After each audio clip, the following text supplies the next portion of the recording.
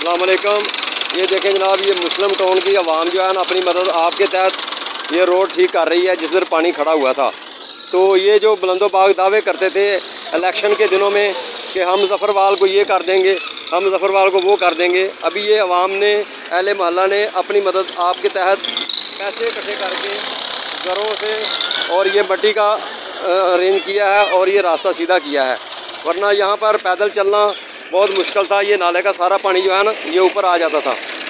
तो मेरी इन हुक्मरानों से गुजारिश ये है कि जब आवाम से वोट मांगने आते हैं तो बराए मेहरबानी इतने बुलंदोबाग दावे ना किया करें और अमली काम करके दिखाया करें जनाब।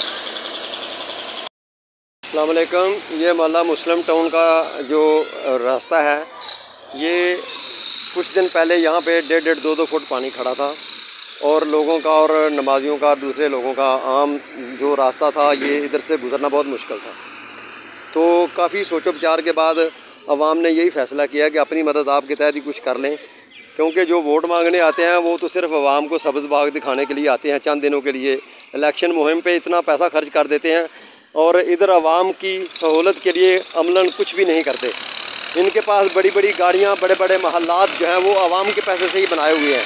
लेकिन ये देख लें, इधर 1.5 फुट पानी था कुछ घंटे पहले और अभी हमने आवाम महल्ले की ने सब ने मुश्तरका मिल के पैसे इकट्ठे करके अपनी मदद आपके तहत ये रास्ता भी क्लियर किया है। अभी आप देख लें कितना ज़बरदस्त रास्ता बन रहा है और यही गुजारिश है। तहसील म्यूनसिपल कॉरपोरेशन भी इस शहर में है, सारा निज़ाम है इधर एक तहसील में जो भी होता है, लेकिन किसी को इस तरफ ध्यान नहीं आया कि यहाँ पर आवाम कैसे रह रही है, कैसे गुजारा कर रही है।